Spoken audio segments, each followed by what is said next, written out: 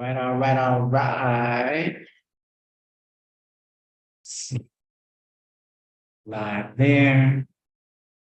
It should be this. Let's hope that's what's showing on the screen. I'm sure it is. Let's see if this thing is on.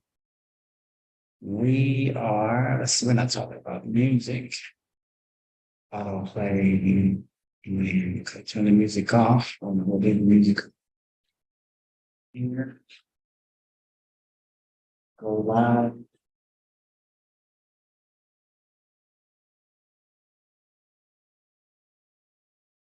Okay, looks like we're live all around. I believe we are live on our YouTube channel. We are live on Twitter Spaces, and we are live also on LinkedIn. So, Delilah, good evening. Good evening, Ethan. How are you today? I'm doing well. I'm glad that we finally got the chance to put some life into these talks, these podcasts that we always have in private, but now we can have them in public. Indeed. It's really exciting.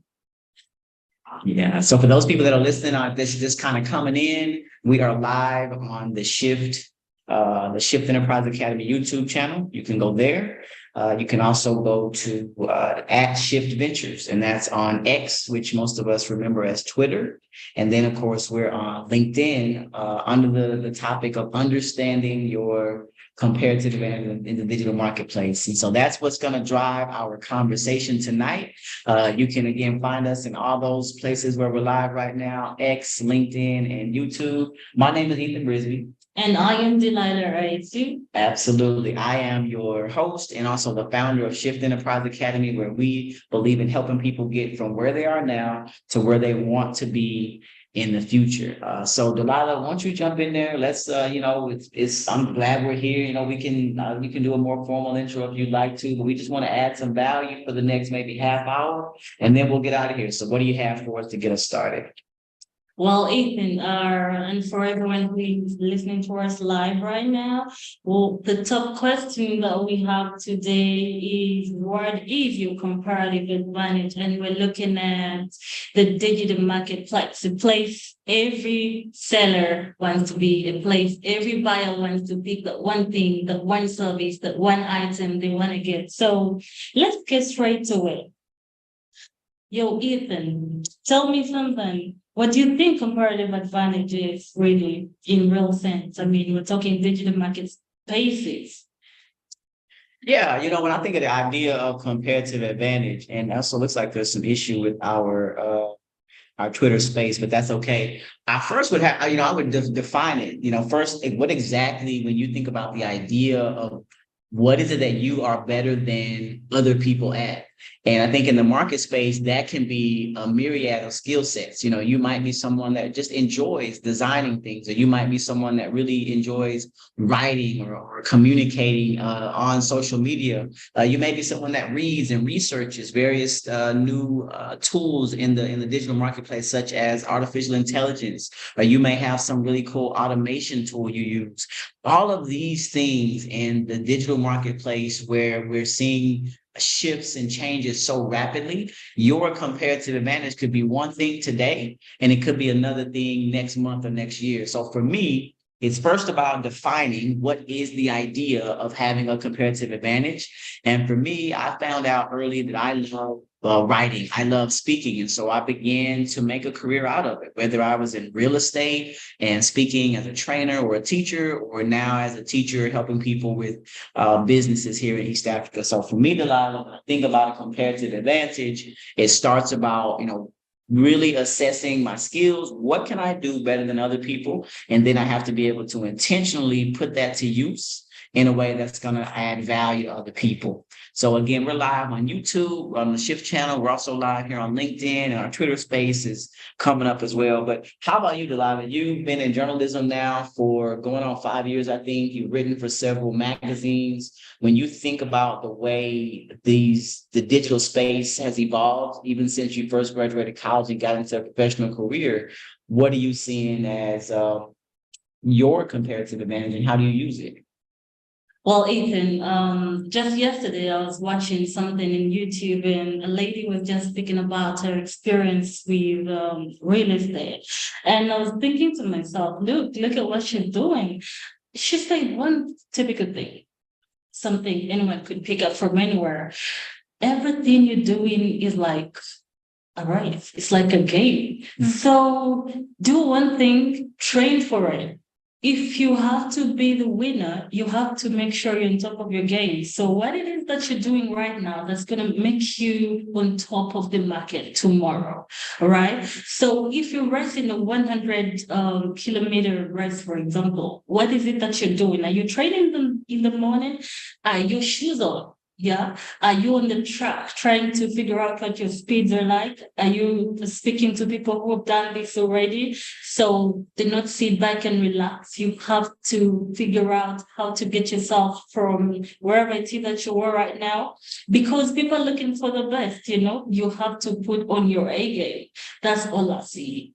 Yeah, I think whenever you first came in and you mentioned how people, the young lady you saw, I think you said she was selling a multi-million-dollar Yes, listing. definitely. I'm Okay. considering lifting, and that should be one way you treat everything that you handle every day. You said it was like a competition, like it's Everything is a conversation. and I think with that being said, one of the things again, talking about a comparative advantage, one of the areas that I typically say you have to start with is strategizing. I think that's something that what I've found with working with startups and entrepreneurs in the East African space, especially, is sometimes people don't have time to sharpen their axe. And I'll tell you what I mean when I say that. When I say you don't have time to sharpen your axe, many times people want certain results or they want to gain a certain type of knowledge or an advantage in the marketplace, but we're so busy. The person that says they don't have time to meditate is probably the person that needs to be meditating even more than the one that does. So I think for me, when we talk about comparative advantages and then being able to utilize that in this new digital space, what's your strategy? We recently worked with Karabu Coffee, one of the ventures that's in our portfolio, and she was telling us how she was having a hard time just staying organized. So you can't take advantage of the fact that you have some of the best coffees, you have one of the best stories as it relates to getting coffee beans from rural women in the rural spaces, and you have a great story, but the strategy is not there. So we were able to sort of help her realize, okay, first we need to strategize, and then we can take advantage of some of the things that make Karamu stand head and shoulders above some of the other competition. So strategizing is definitely a big part of it. Definitely. So when I think of Karibu, I mean, just the name alone, you say welcome. Okay, this is coffee. Coffee is welcoming. Everyone wants to have a bit of coffee, right? But how do you put yourself out there to make yourself visible, to make yourself the household name? I mean, this is what we're getting into tonight. And uh, it's morning for some people right now, right? So good morning for the people out there in the USA. We're saying hello.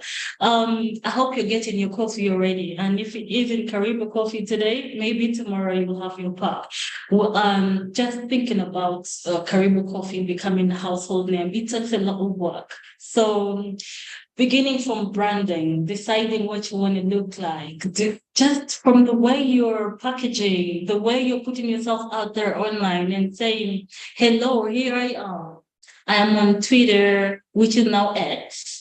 I'm on LinkedIn, I'm on YouTube. But what am I sharing there? Give insights. Bring some value to the table so that people know that it is you. You are the go-to person for a particular product or service.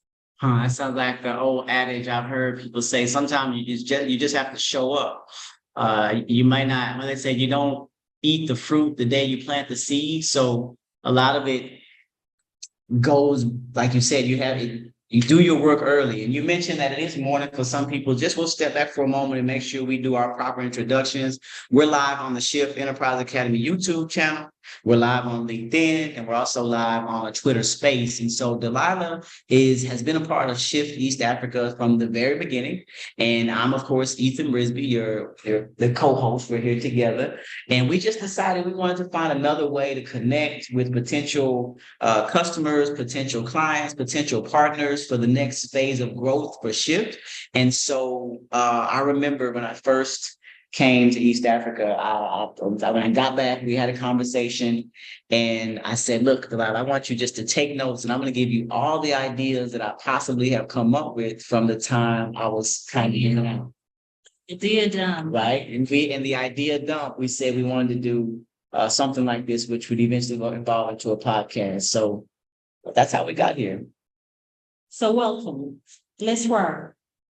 And just to bring you up to speed, we're going to be doing these shows every Wednesday, 7 p.m. if you're in East Africa, and 11 a.m. if you're in CST area. Absolutely. If you're in Houston, it's at 11. If you're in East Africa, 7 p.m. So yeah, we'll be here each and every Wednesday. So let's keep this party going, though. We promised we would give value.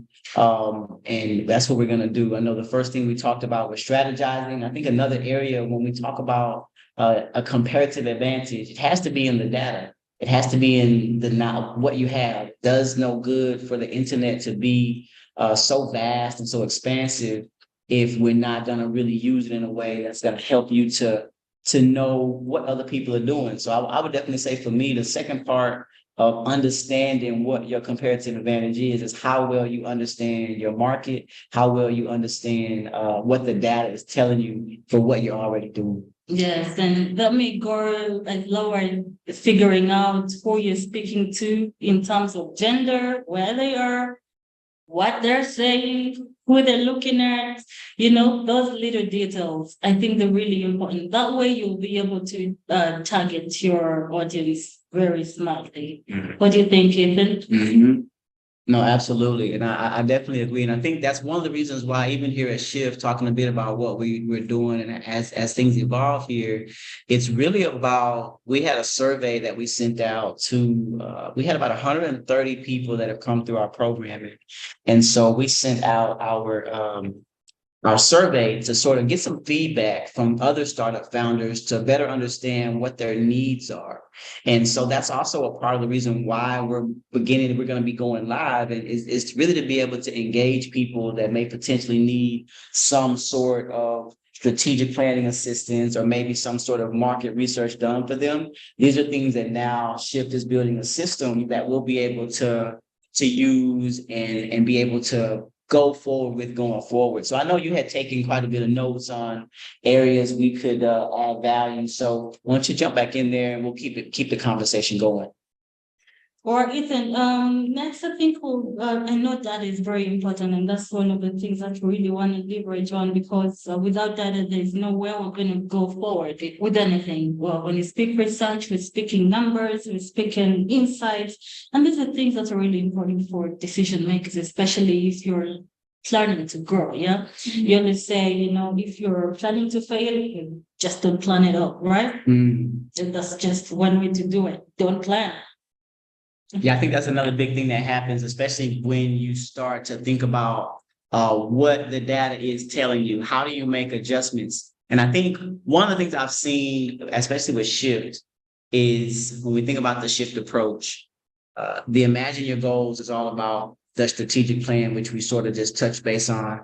But you also have to make sure everybody's on the same page, especially if you have a team of more. If you're a solo founder, a lot of what you do is strictly on yourself. But I think team building is the third part, Delilah. If the first part is understanding the market and making a strategy, I think the second part is, of course, then making those adjustments. But how do you keep people on the same page? I think we've had some issues sometimes going in and out with the team building process, but that would be a third area that I think many of the startups that I've seen is keeping and maintaining a team. The Bible tells us for victory, you need many advisors. And so the making sure people are in alignment is another way to take advantage of your comparative advantage.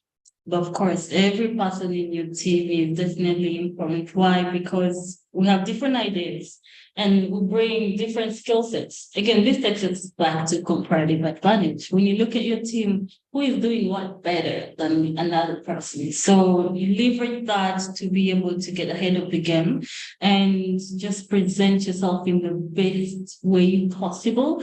Just think about it. If we're doing marketing, for example, if we have a social media guru in the team, why don't we utilize this person to put these things together? Maybe if you have a writer, curate these messages that you want to put out, but make sure even when you're doing all these, remind yourself of who you represent, the brand.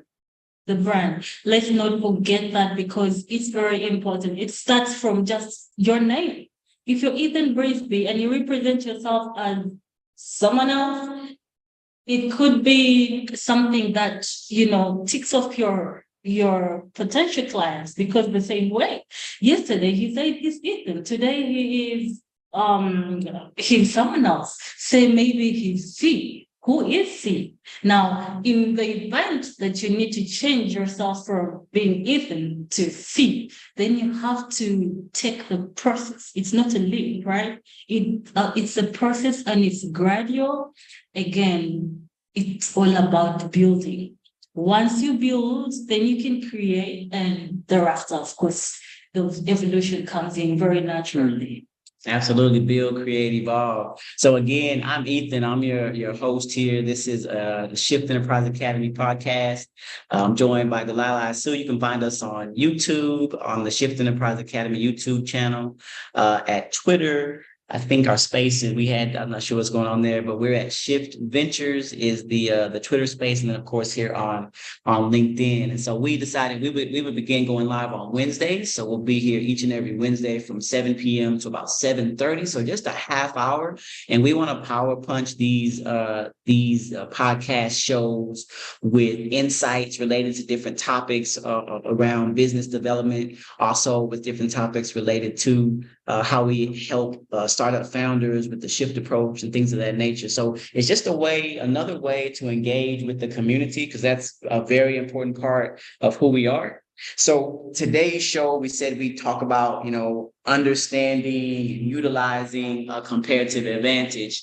And so one way that I've been able to do that with Shift, and I said this earlier, is something I would do for free is teach. I've always been a writer. One way I was able to establish myself as somewhat of an authority or a thought leader is I've had a blog that I've utilized for probably about the last 8 to 10 years. And so what it is that now it creates a digital footprint. This is another way to help yourself develop that comparative advantage, is to sort of dictate what your digital footprint is. Do you write on Medium? Are you active on various social medias with a common sort of branding across all of those platforms? These are other areas that I've seen in terms of the way I've built my brand that has allowed me to be able to be, I guess they call me, Sue, a micro influencer. I think when you get over 1,000 followers on any app, you're a micro influencer. So whatever the level of influence is, I'll take it, because I think it's important that we do then wield that influence for something positive, which is what we do here and have done at Shift. So we got a lot of exciting things coming up, not just the podcast. Can you think of anything else that you're excited about, Delilah, that's going around, or is going to be a part of the next few months of Shift? Or, you're in on all our vision board building meetings. So what are you excited about with what we're doing? All right. I think one of the things that truly, truly excites me is the shift ventures. Because it's one thing to have a community, but it's another to be able to support that particular community to get from where they are to where they want to be. Just using the shift approach, you realize that so many young people are beginning to create their own reality. They are telling us what it looks like to be successful, right? And these are things you just don't wake up and do. It's a process again. What's happening that process again? It's amazing how that word keeps popping up, right? Mm-hmm. And Indeed, when I look at these young entrepreneurs and the things that they're really doing, I see a very high level of growth. Right? I see a very high level of maturity, even for very young people. And I see that they're able to reach places that not so many people, even in their 50s right now, may be able to reach. Why? Because they've opened their minds and decided to think accurately. You know, I like the way you put that in there, for sure. I like the way you do that in and thinking accurately. And so the ventures is what you're most excited about. And for those people that are unfamiliar, what Shift Ventures is or what it's all about on the Shift suite of business tools. First, let me just tell you, because I know some people will be listening and hearing about Shift for the very first time. So if I could put it in my own words briefly, where people start at with our program is a program called Launching into E-commerce. And so we utilize that as a way to help people begin the process of leveraging the new digital space, the digital economy we live in. So that's talking about artificial intelligence, big data, digital marketing, and of course, what we've done is had 4 of these cohorts. And so after people come through the launching into e-commerce, people that have done really well, maybe you just had an idea when you first came to Shift. You just knew you wanted to solve a problem, or you knew something bothered you so much that you wanted to see it solved. And many times those are the people that we get, people that simply wanted to solve a problem. And so we introduce them to the Shift pillars: save your money, help your family, imagine your goals, follow directions, and think accurately. And so that's where everyone begins with our programming. And after that, we have an in-person training called Shift Launchpad, sort of an accelerator type program. And what Delilah was mentioning is what comes after Launchpad. People that have gone through Launchpad and now they're in the market. And now we want to incubate these businesses that are in what's called Shift Ventures for a period of 9 months to help them go from market to momentum. And I'm excited about Shift Ventures too, Delilah. That's why I wanted to just kind of go over what it is for anyone that may be hearing about it the first time. What we do with those ventures that come through our pipeline that are now sort of investment ready. And we're talking about seed level, pre-seed, $1,000 to $25,000 type checks. So we help folks get to that type of fundable level. And then what we do with the Shift Ventures, is we're able to share a bit of equity in what they've built. So I'm excited about ventures too. I'll tell you what I'm most excited about though, Delilah. I'm most excited about being able to offer the Shift approach 24/7 through our online learning management system. Being able to onboard businesses, colleges, vocational schools, and have their students be able to learn the Shift approach at their own pace, and then still be able to offer our pitch competitions, and then hopefully, of course, help some of those students from these vocational schools and universities across East Africa then go to market with their idea. I'm really excited about that. I'm looking forward to the partnership that we formed, and I'm just looking forward to more people learning about the Shift approach, because it's not something we could crunch into this 30-hour time period, but we'll try to do so every Wednesday. Definitely, we still have so many Wednesdays ahead of us. But also, when I think of the Shift approach, I think one of the things that we mostly focus on is launching into e-commerce. And this again brings us back to the topic of the day, your comparative advantage in the digital marketplace. When we look at e-commerce in itself, we're thinking of things online, right? Moving away from brick and mortar to being able to just do your business online, whatever space it is. If it's online, if it's live, if it's available on a click, then it's where you're supposed to be. Could you give us a little bit of insight on that, Ethan? I think it's really difficult for people. When I was back in the US and I would be working with my students in East Africa, and something would come up with, power going out or they're low on data, I couldn't believe it. But now that I'm here, I see how it can be a disadvantage building something in this environment, because sometimes the infrastructure keeps you from just simply being able to be online. Whereas your counterpart or your competition, who may be in the Western world or in just somewhere where power outages are not as common, that can put you at a disadvantage. And so, Delilah, you're asking me about, e-commerce and making sure you're where the people are, but I'll bring that up because specifically we're talking to, some of our East African audience. I now have that fight. Like, I don't know right now. There could be a chance that if the power could go off on this podcast, and I know you don't want me to say that, but it happens. And so again, we have time to get it right and to get people being able to be out in the world. And hopefully we'll train the people that help with the power outage issue at Shift.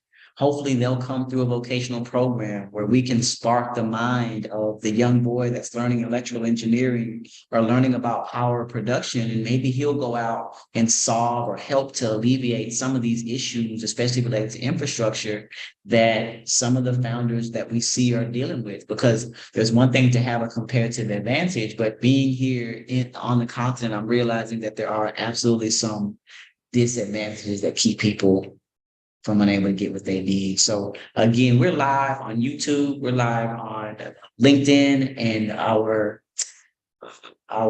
Twitter space is giving us some problems, I think, today. It's all right. It's our first time on the LinkedIn. If anyone, I think you can join the conversation. We got about 5 more minutes. I don't know if there's maybe a point related to comparative advantages or anything related to Shift that one of us has said. If anyone wants to kind of engage, feel free to raise your hand at any point. We'll know that you'd like to come up to the podium. But otherwise, Delilah, my number was my 3 main points I want to kind of be the takeaway, and then you can jump in there. One, when it comes to your comparative advantage, it has to do with your strategy. How do you, because your perspective is what your reality is. So that determines what you think, what you even think you can bring to the market. The second thing is dealing with how well you understand what the data says, how well you know your customer, your client, because you could be the most skilled person out there. Your strategy could be A1, but if you're strategizing and selling to the wrong people, then you're going to go crazy. So knowing your market. And the third thing is team building. You got to make sure your people are on board. If everybody's going in the right direction, that's going to help you make much more progress than folks being all over the place. So team building, marketing, and strategic planning, I believe, are ways that you understand and utilize your comparative advantage in this marketplace. Now, here's the thing about that, especially if it tells you who your client is and you're saying, no, this is not what I'm looking for. You cannot sell a luxurious car to a person who doesn't have the money to afford it, you know? But say, don't throw your pearls to the swine. Don't do that. So figure out where they are, find them, and bombard them with remarks. And whatever it is that you need to do, just do it. Remember, you're a winner. Every time you step out, do the training and make sure that you're on top of the competition, because there are thousands and billion other people who are doing the same thing, but you are the best. Just remember that every time you wake up, just know you are the best. Delilah with some motivational talk for us before we get out of here. That's perfect, and for me, I think next week when we come back, we'll take some time, kind of maybe ring some doorbells and send some emails to make sure we get some good people to join us for these calls on Mondays. I know next week's topic is related to forming a mastermind alliance, which is so important. I've fallen short by that before because you try to do so much on your own. But I think building relationships, which is all a mastermind alliance is really about. It's about building relationships. They don't get built in one day, right? The pyramids weren't built in a day. So I'm looking forward to next week's call. We'll be able to kind of double down on some of those ways to form a mastermind and build meaningful relationships. I've been fortunate to be an entrepreneur now for over 15 years. I've seen some crazy deals. I've seen some easy deals. And so I think we'll be able to dive deep into those next week. Definitely. Until next Wednesday, 20th. Absolutely. So, hey guys, I'm Ethan. And I'm Delilah. It's good to have you here. Absolutely. So tell a friend, and tell a friend, bring a friend. Next week, we'll keep getting better and better. We'll go deeper and deeper. This is my first, literally for those people that are on YouTube or LinkedIn or even if Twitter is going live. This is actually my first time ever being live. I obviously teach and I do Zoom courses, but I've never been live on here. Have you ever been live?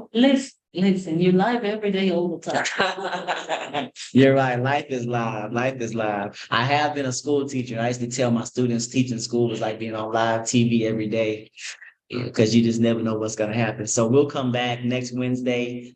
Feel free to follow up on our website, www.shiftenterpriseacademy.com/legacy for tomorrow. We've got a really big fundraiser that's coming up. We're launching on October 30th to help us build out our next phase of growth, which includes the Innovation Village and also our new online management system, which will allow us to be able to teach the shift approach 24/7 in every country that's got internet and data. You know it. All right. Every minute, every second. Oh, every hour. and keep the conversation going. We'd like to hear from you often. So please just feel free to comment, share, and tell a friend to tell a friend. Perfect. So, hey, we want to be mindful. It's about 30 minutes past the hour. We'll be here every Wednesday doing 30-minute power sessions. Join us next week. We'll be talking about forming mastermind alliances. You can watch the replay on our YouTube channel. Love, peace, And shares.